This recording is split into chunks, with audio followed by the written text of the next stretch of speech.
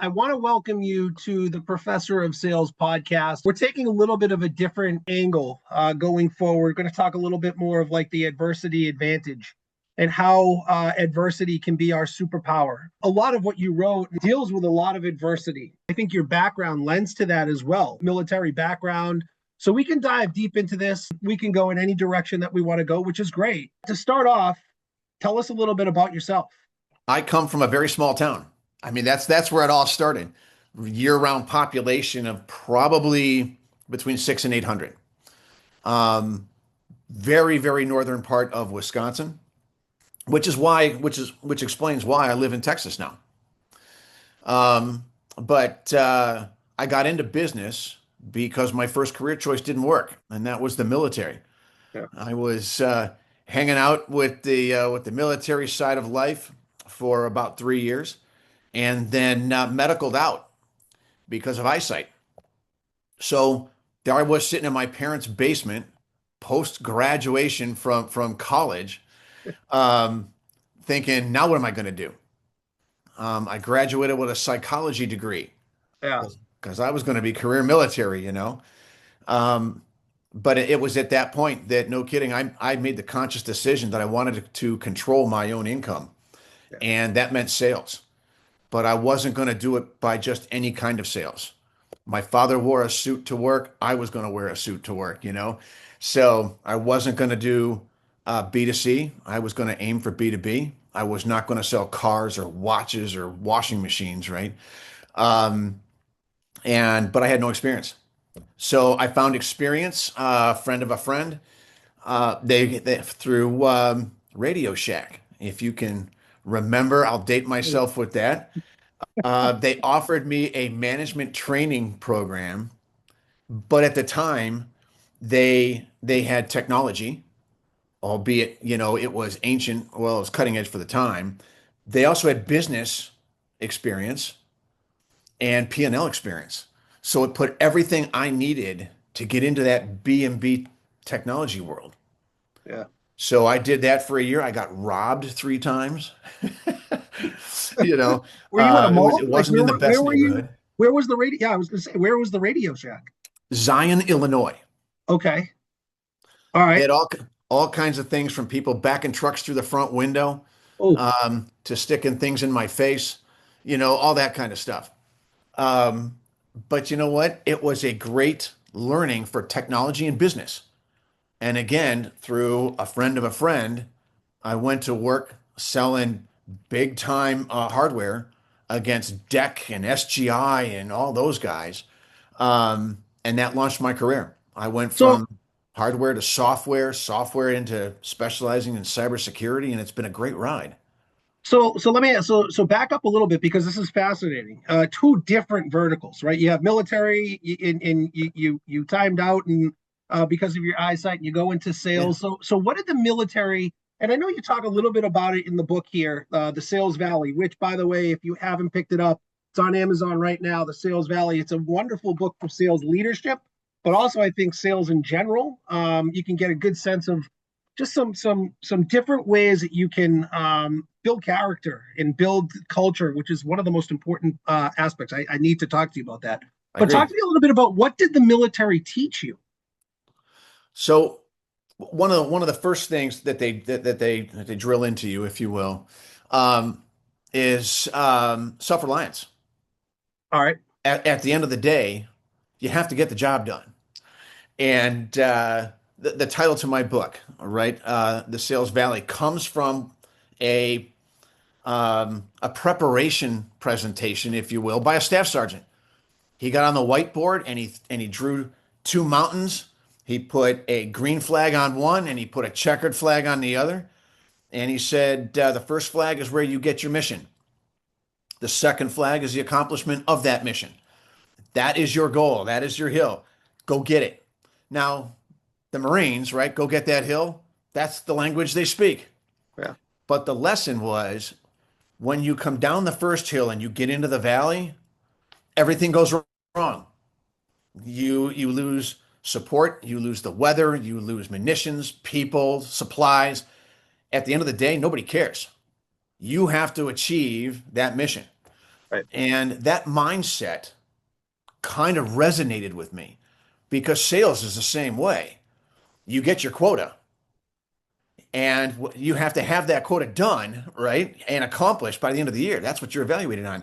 No one's going to move that quota. Right. And what happens in the middle, nobody cares. So you really have to build that kind of support network, calling folks know where to go. You need to be able to overcome or adjust to anything you find in that valley. And that's, a customer tells you that they're going to go with competition, they're going to reprioritize their spending, your rep quits, whatever the case may be, right? Yeah. You need to be able to adjust that. And from a simple set of lines on a whiteboard from a staff sergeant, um, it has really guided me that you have to be able to overcome. Well, it's a phenomenal visual, and it's a visual that you create and you keep throughout the book, which I thought was really important. It kind of level setted me from a leadership perspective to think about where we started and what the end game actually is. Yeah, And when we talk about adversity advantage, all of the peaks and all of the valleys, and I tell my team, and I'm sure you have before, that sales is never a straight line. right. It goes up, it goes down, but to keep that visual of the green flag and the checkered flag, the end, you can do that, and you can kind of manipulate that on a quarter by quarter basis, a year by year basis. And for me going forward after reading your book, there's a lot of really, really cool things that you wrote in there. But for me, my mantra for Q3 is where's the green flag and how do we get to that checkered flag? And Yeah, then what are the micro steps that my team needs to do along the way in order to accomplish what we need to accomplish in order to get to that checkered flag? Was that exactly. something consciously that when you were writing the book that you said, all right, I want this visual to be present basically in every single chapter? Yes, absolutely. Absolutely, because it is a theme that you can take on a daily basis, a weekly basis, a quarterly basis, or an annual basis. You can also take it as a life basis. Yeah. Where do you want to go? Look at how people plan for retirement. If they do or they don't, it's That's coming. what I was about to say. If they do plan for Right. retirement, I mean, what is retirement these days? We don't know. Yeah. Well, in my particular case, as I tell my wife, when we eventually get there, um, how do you turn it off? It's hard. I mean, I love this game. I know. And the most satisfaction I get is by coaching people through it, by helping people understand a broader picture because they will get focused on the hurdle to the point of paralyzation or panic. And as a team, if you don't prepare the team for adversity, then as a leader, you're going to end up firefighting all the time. Right. And it's not your job to jump into the trenches and firefight on a daily basis. Sometimes you have to. It's your job to enable them to feel that confidence of being able to get over those hurdles, right? And know when to ask for help. Know when their network is going to help them within the company, right? Right. So I kept that theme through the entire book. It's a phenomenal theme, but I think it's more of it's a great visual, and it's a simple visual that you can recreate with your teams along the way. A couple of themes that you had mentioned that I thought were really talk to me a little bit about mindset. I mean, everybody talks about mindset. Right. You hear some of the greatest athletes and you hear some of the greatest CEOs in the world talk about mindset. I certainly talk about it in the context of Bentley University with my sales students and semester by semester basis. But mindset was one of the leading chapters that you put in there. It's kind of like the foundation that you go after. So define mindset for the people that are listening to you for basically the first time. And why was that so vitally important for you to put in there as like your lead in for the sales valley? What does mindset mean to you? And then how do you keep building on that theme of mindset throughout that year or throughout that quarter? Sure. Sure. I think the reason that I started with mindset is it's foundational Okay. because and everybody thinks it's resilience. The first thing you hear of in mindset is can you pick yourself up, right? Can you keep going? All of the stuff, which is very important and the overall purpose. But nobody breaks it down. And for example, I think a mindset for any leader, one of the pieces is curiosity. Yeah.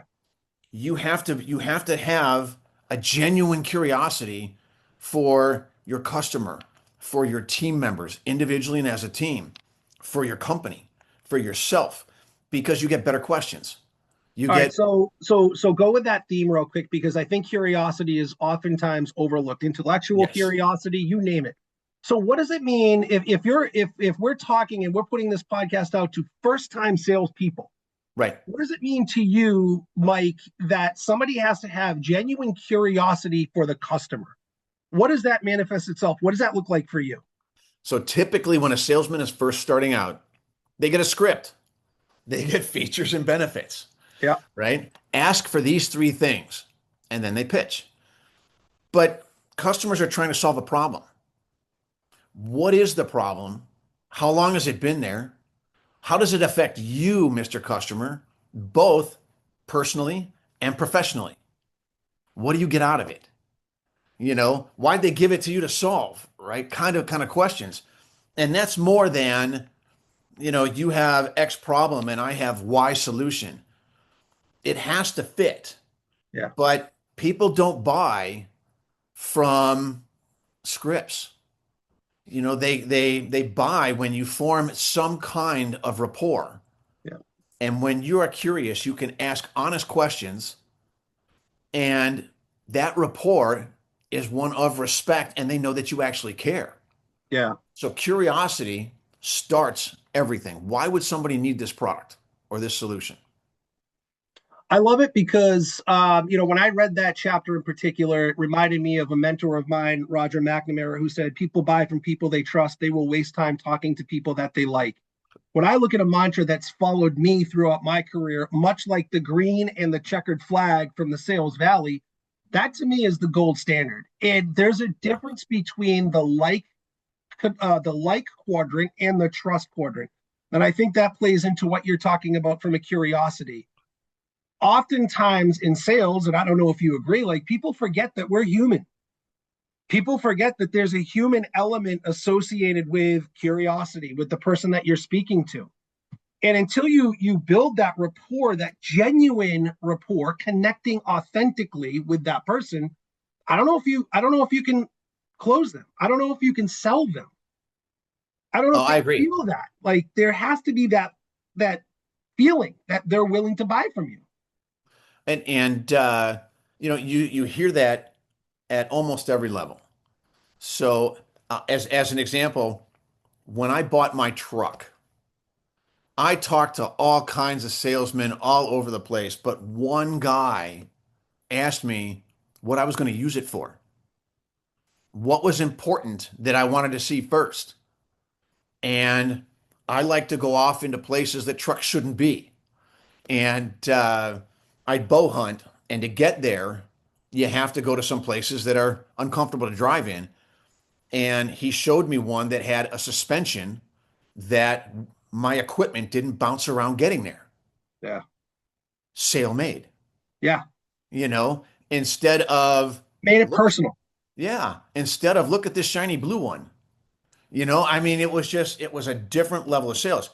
We have to do that in whatever you sell.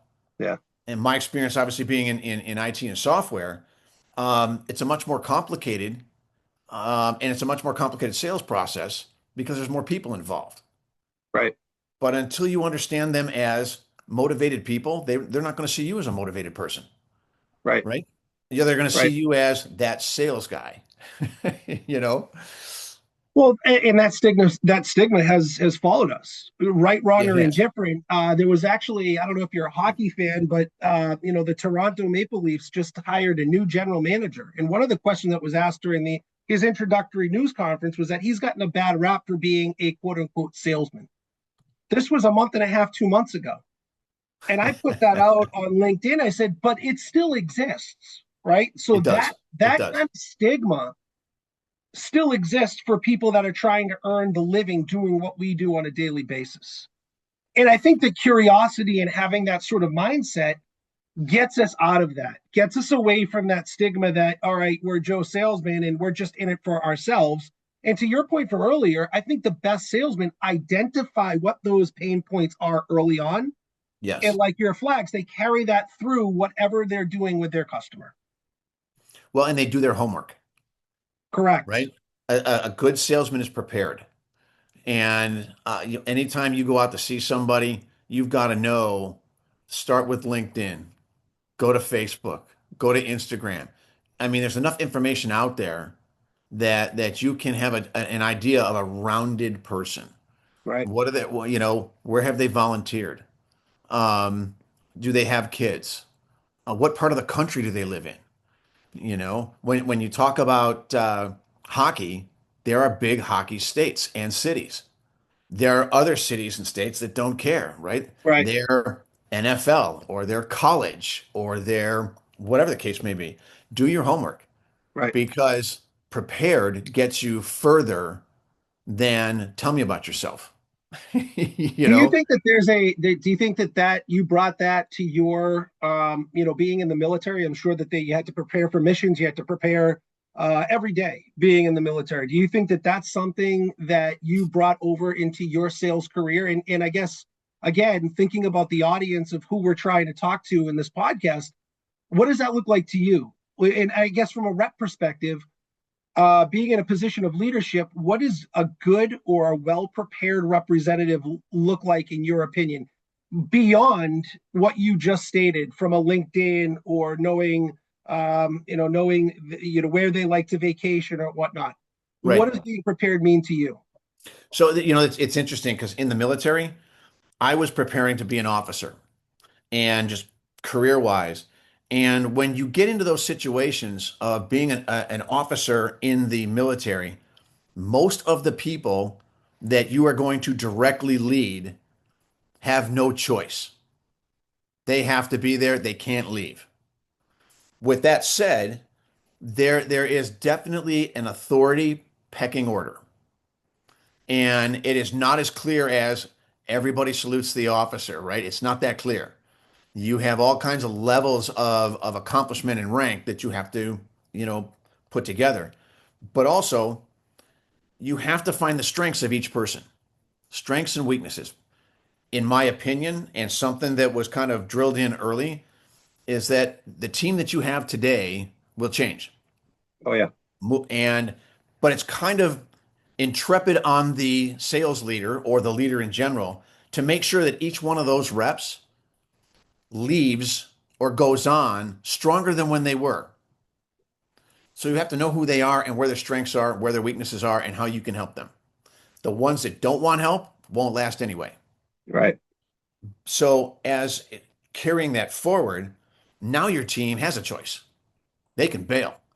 And we've all lived through, 6 months, 18 months, reps cycling out all the time, either by comp plan or new startups or the promise of equity, whatever the case may be, right? It happens all the time. We've all seen that.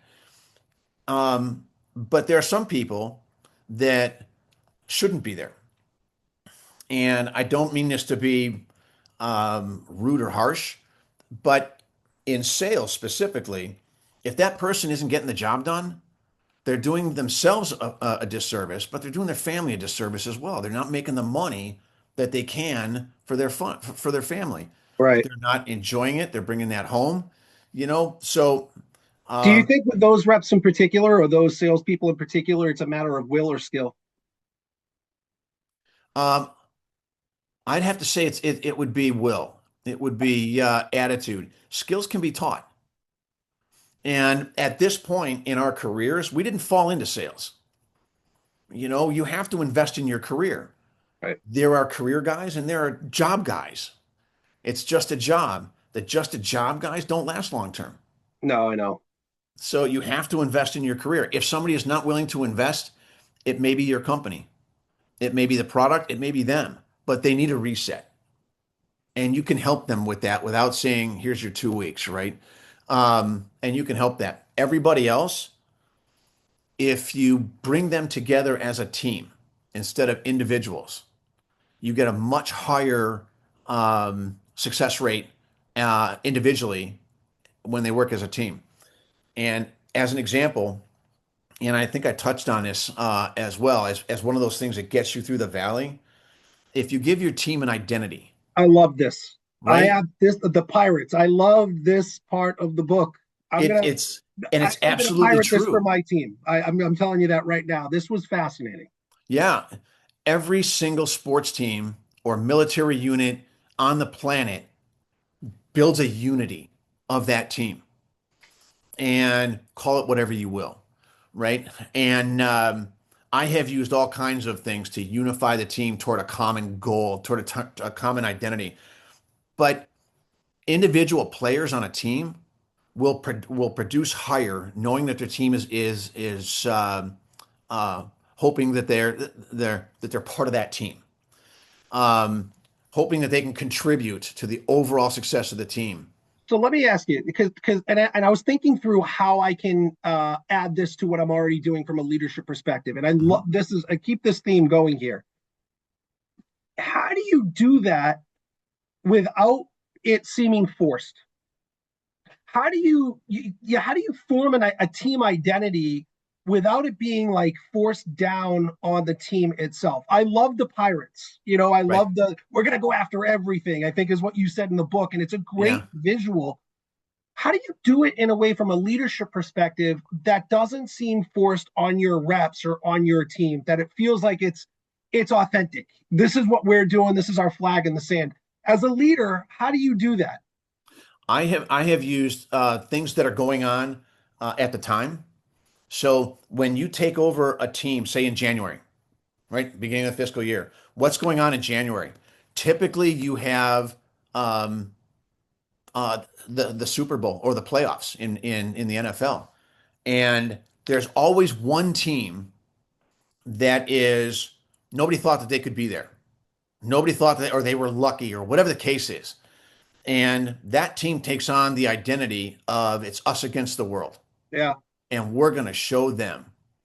And I have used that before when everybody was hating on New England and Tom Brady. Hey, we're in Boston, it's You okay. know, it's one of those where they did this and they did that. They don't deserve it, and they got the team together and they said, "Oh yeah, watch this. Yeah. We'll show you how we earned it." Kansas City did the same thing. They don't think we should be here. We're going to show them, right? And I can use that.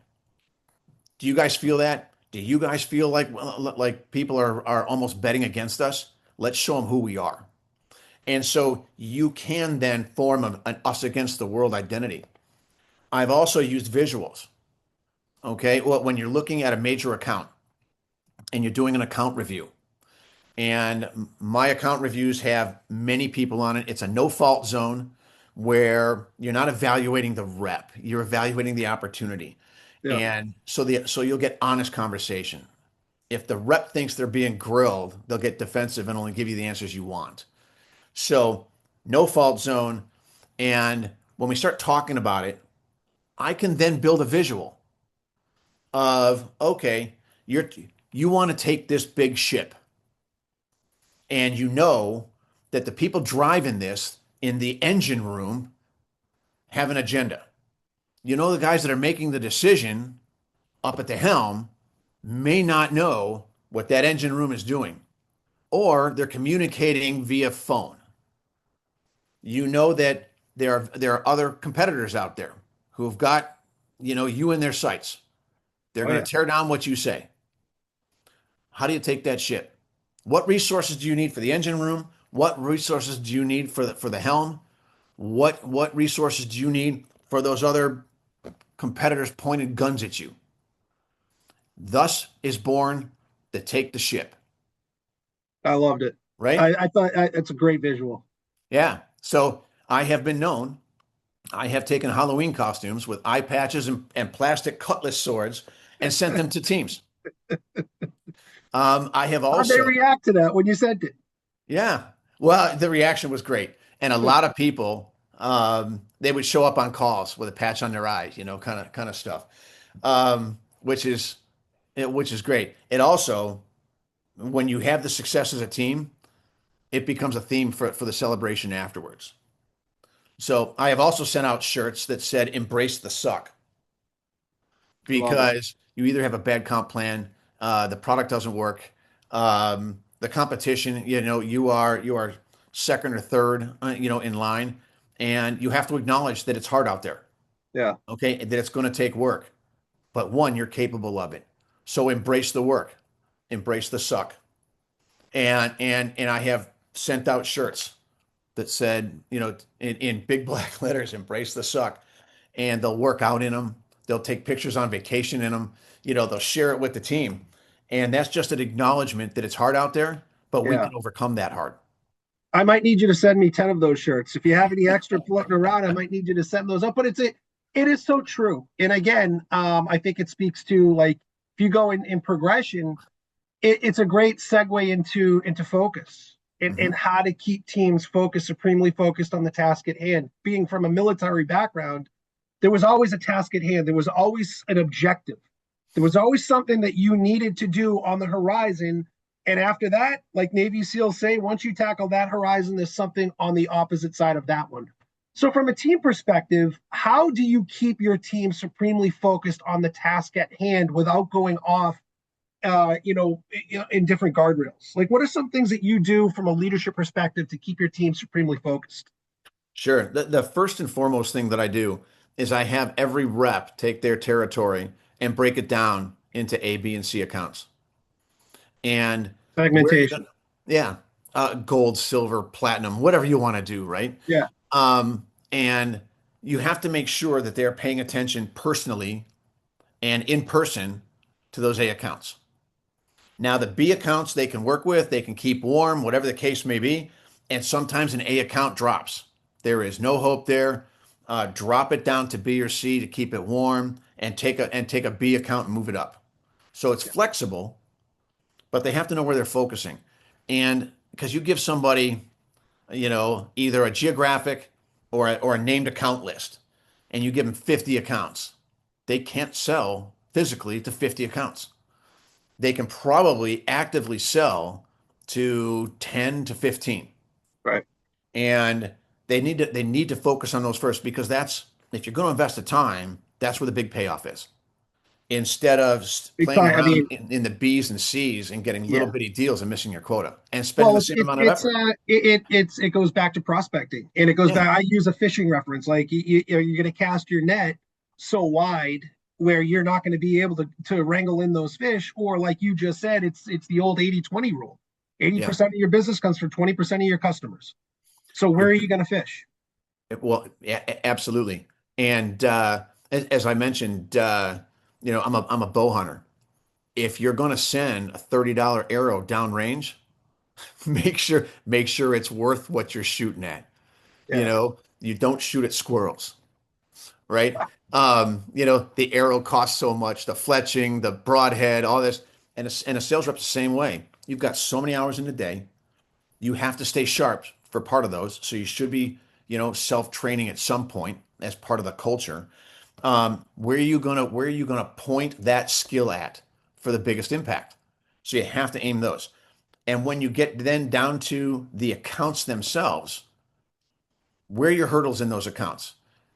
Where this really comes into impact is when crazy things are going on in the market, they're going on in the company, they're going on with management, they're going on with the competition, whatever the case may be. That But if never you, happens.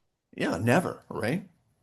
But you bring it down to what they can focus on today, this week. Ignore the background noise. Yeah. Do these three things, and it brings it down. And what you'll find is that they take that skill and they bring it to their personal lives, because personal lives all go off. Anybody that's had kids, anybody that's had marriages, or whatever the case may be, there's all kinds of dynamics that if you boil it down, you can overcome this by focusing on a couple of things at a time, not everything at once. They're more effective. You get the big deals, you get the resources you need for big deals. When you call for resources on little deals, you may not get a response, Right. right? So it's all a matter of, out of those opportunity reviews and that segregation of accounts, you can keep their heads in the game. Love it. It, any How? professional team, there are Yes. there are receivers, there are blockers for those receivers, there are running backs, and when their backs are to the wall, they will overcome, and they'll come together as a team, and they'll do it personally. There's a reason why quarterbacks take their receivers out on trips. They give them big Christmas gifts because they can't be successful without them. Correct. But it is it's a deconstruction of that adversity advantage. Again, why are some folks more successful than others? You had mentioned it earlier. Why was Tom Brady in the most adverse condition, down 28-3 with 6 minutes left to go? Sorry if you're listening from Atlanta, but why was he able to be successful where others wilted? Why are some of these soccer players that you're seeing right now in the World Cup being able to handle adversity while others can't? Take for example the goalie from the United States who came out of the goal, flubbed the ball, and the most critical moment of the game he didn't produce. So what makes Tom Brady Tom Brady? What makes Michael Jordan, like, what makes them different than other people? So the main theme is that they invested in themselves. When you invest in yourself, again, career guy, job guy, right? If it's just a job, you won't survive. If you invest in yourself, you build confidence, you build skills. And everybody that you mentioned, from Michael Jordan to Mm-hmm. Tom Brady, they had a team coach.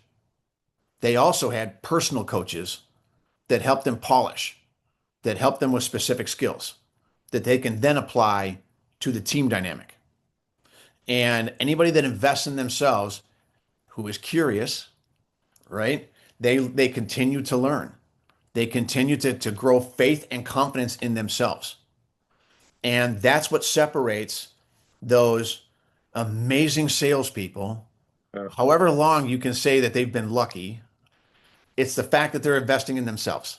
You create your own luck when you invest in yourselves because then you can apply it to the account, to the team, to the company. And you can tell who those people are. Well, what do they do? Like when and take Tom Brady and Michael Jordan out of it, but say some of your reps that you have, that you've mentored, that you've been part of. What do they do that's different to invest in themselves from a sales competency? Or how do they take some of the things that we've talked about over the last 40 minutes into what they're doing from a sale from to better themselves in front of customers? So if they're continuing to learn, then they're listening to podcasts like this. They are picking up books, and they have done a certain amount of self reflection that they know that they need to improve in certain areas. And when they improve in those areas, they have to apply. So I'll give you a great example. I had a guy that worked for me that did not have a college degree, and the best salesman I've ever worked with. And he applied the disciplines of getting to where he was to continue to go forward, almost like a chip on the shoulder that everybody else had a degree. People only hire people with degrees. Yeah. But he invested in himself. He was knowledgeable in everything from finance and contracts, so he could talk at a business level to a C level without being intimidated. And he was incredibly technical. So he could go to a certain point in the technical side of a sale before having to rely on an SE that happened to be there. Yeah. So he could address the gambit because he trained himself in the areas he wasn't strong in. His sales skills are great, but could he apply those in different environments? The C-suite is much different than the engineers getting it done. Yeah. The engine room and the helm. Okay. And he was willing to invest in himself, and we would put a plan together as to what do you want to invest in next?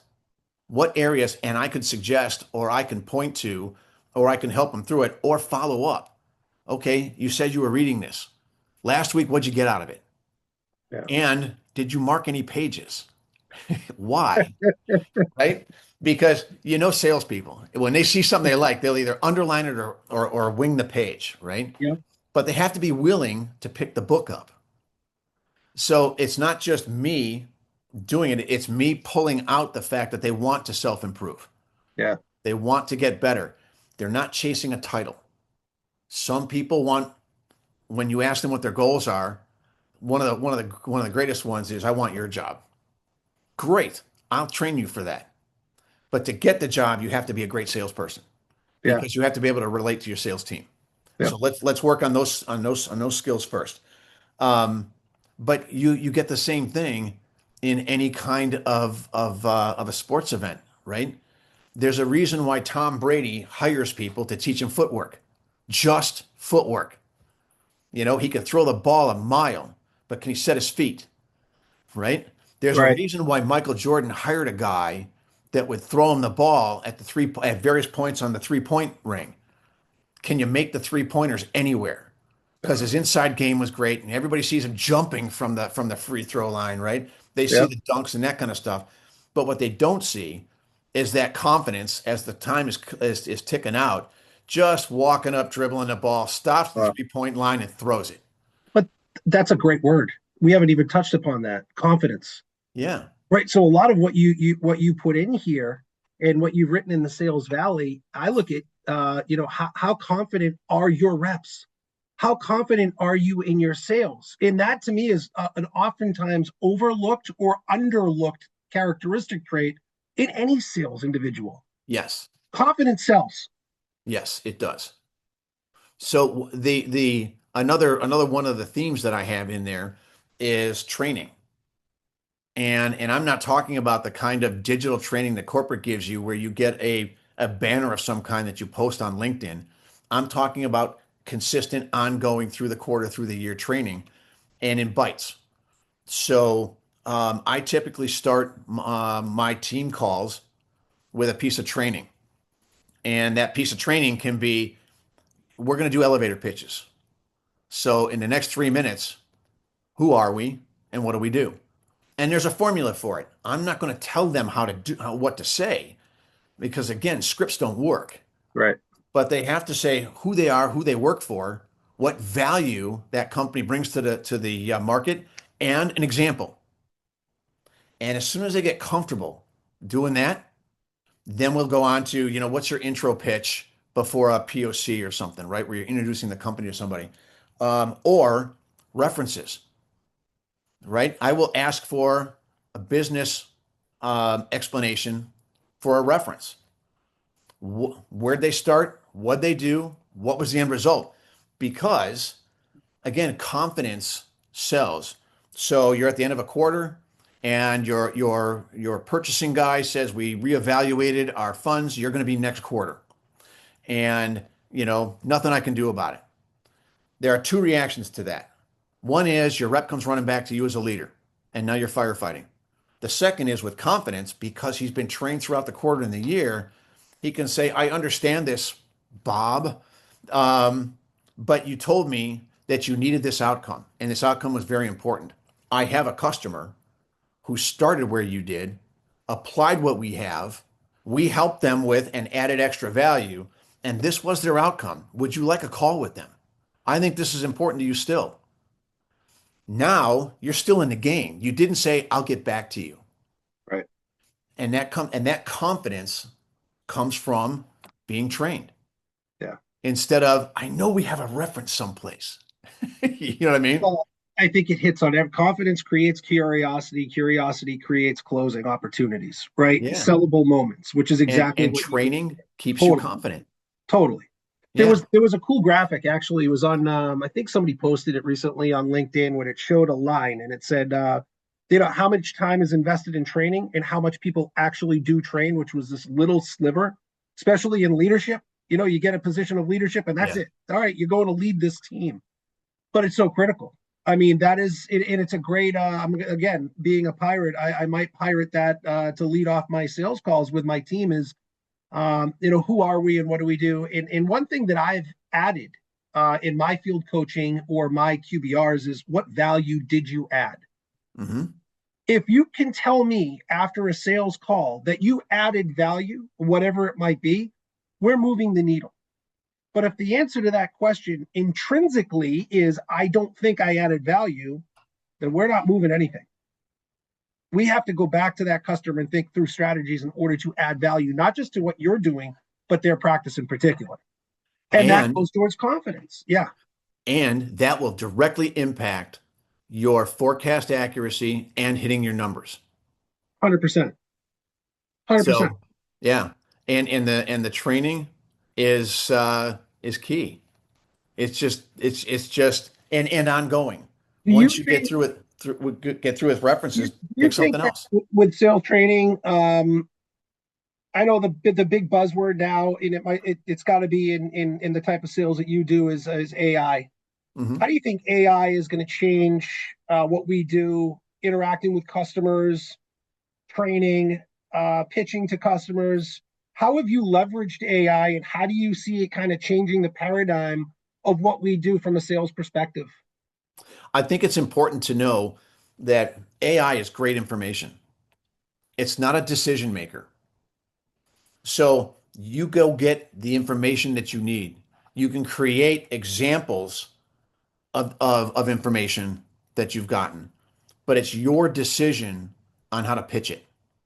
It is your decision on what information to use.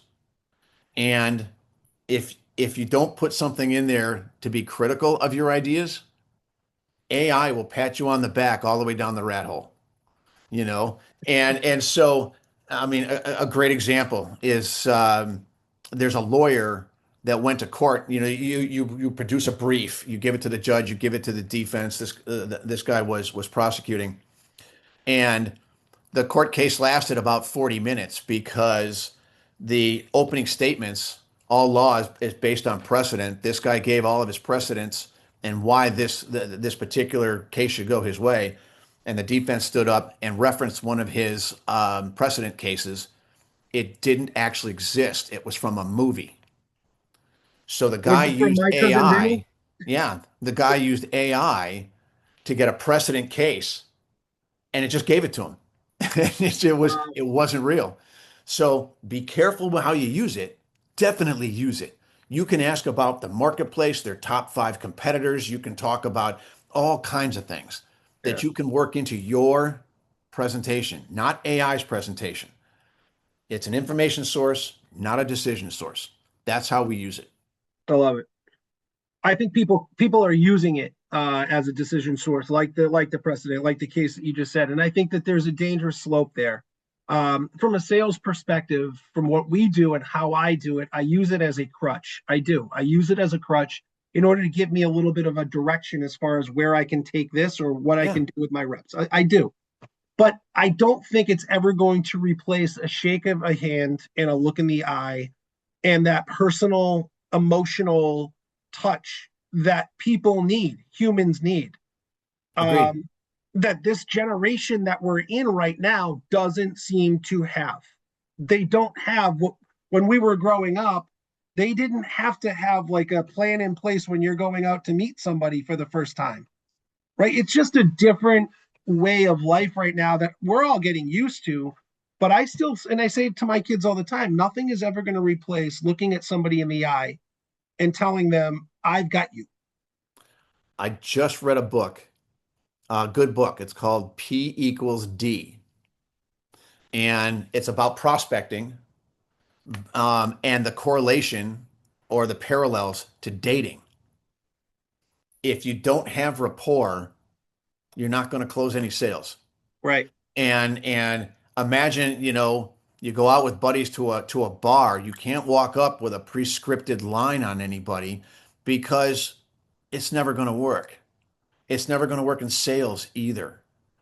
So you have to build a rapport somehow. It's still people to people. Yeah. And to your point, if they don't trust you, they're not going to be there. As a sales leader, you can't lead from a desk or a Zoom. You have to get out in front of your team. You have Yeah. to get in front of customers because they have to know that you're trustable, that Right. that you're there to actually help and add, to your point, add value. I'll get that book. It reminds me, one of my mentors, Josh Halpern. Josh is the CEO of Big Chicken. And he says, whenever you go through sales, there's four stages of sales, and they're all like dating. And the acronym that he uses is FIGS, FIGS. F is fear of loss, right? If you don't do this, you're going to lose out. Hmm. It's like dating. If you say, "Hey, you're going to lose out. We're not going to date." Nobody wants that. G is greed, right? So G is greed, and you can use that in any dating. S is sense of urgency. We don't go out now, you're going to miss out again. Where he says the sweet spot is I. And I love it because he says that that's indifference. And people buy on indifference. Hey, we can go out tonight or not. It's up to you. Doesn't matter to me. Right. Totally up to you. Your call. And I think it goes towards not putting pressure, but reading the room. I look at it as he's adding in the human element when you talk about indifference. And that, Yeah. I'm sure that book P equals D talks about that. But that to me is how I look at how I train my reps is be in the I form, like be indifferent. Don't put that pressure on them because it's like dating. Nobody wants to be pressured into anything. If you come across desperate in a sales cycle or in dating, everything crashes. Totally. Yeah. Totally. It's wild, but it's a great reference, a great book. All right. So we end every conversation with something we called Zev's Edge, right? So it's a great opportunity. And like I said before, what I want to try to do is get into this adversity advantage. Hmm. And so the Zev's Edge question today is going to be based around adversity. So tell the audience a time that you face an adverse situation, that valley, so to speak, that you're going down and getting up towards that checkered flag in your life. It can be personal, it can be work related. What were the steps that you took while you were going through this adverse time to get to the opposite side? And what did it teach you? Sure. Well, as we opened the conversation with, I was sitting in my parents' basement unemployed, you know, That's hard adverse. charging, but I had nothing. It was but a psychology degree, right? I don't know how you market that. So I actually put a plan together as to what industry I wanted to get into and how I could back down into that. What skills did I need?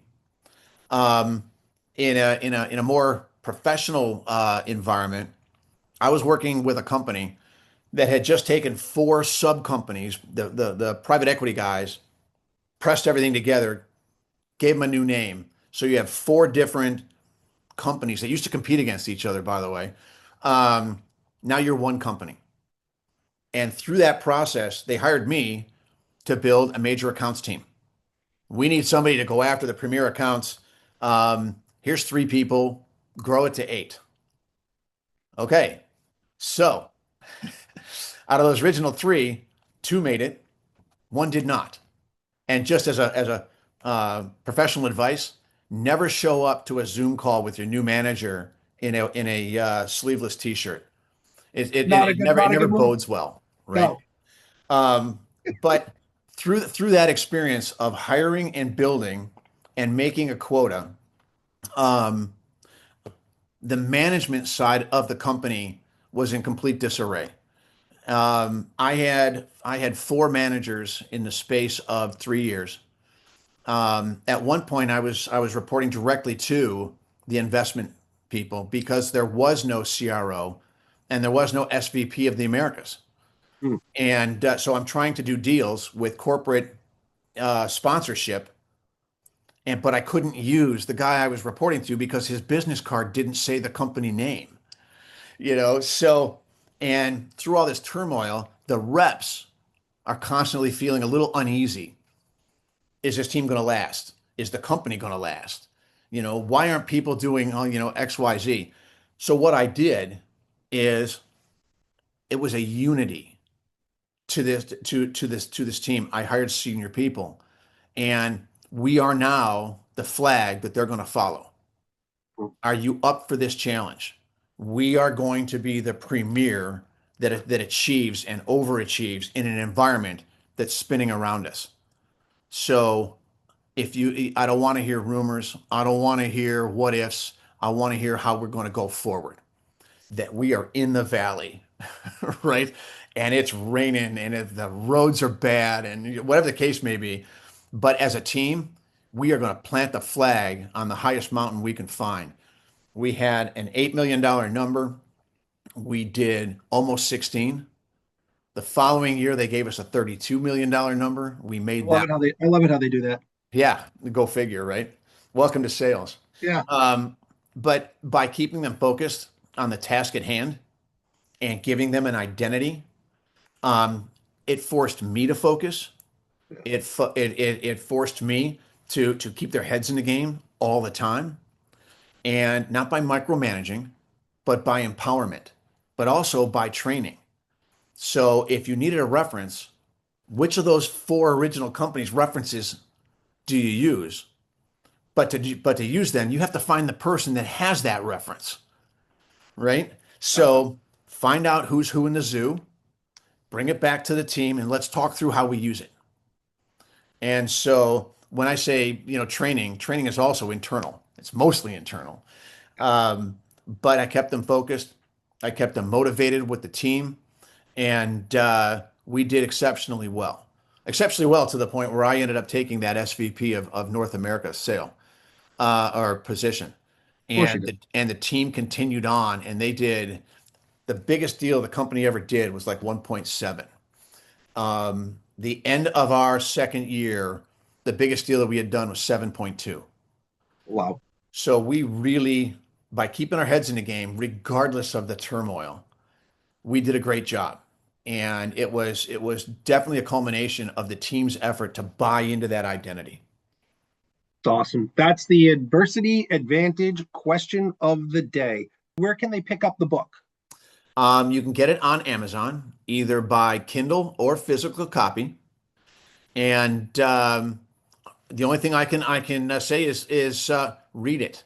I kept it short because nobody finishes a business book, and it's applicable. There are things that you can apply now, and feel free to leave a review. I like the reviews, and if you have any questions, reach out to me. You can reach out to me either by LinkedIn or directly. My email address is Michael at TemplarEliteCoaching.com. I learned a lot from the book. So happy that we had an opportunity to connect, and so happy that we had an opportunity to have this conversation. Anybody in sales leadership, anybody in business, that book is for them. For me, just reading it over the last 2 weeks, digesting it, and really thinking about how strategically I can implement a lot of your core blueprints into what I'm doing. I'm looking forward to seeing what can happen and activate my team. I want to say thank you very much for being a guest. Hey, thank you for inviting me, and I hope I added some value to you and to everybody listening.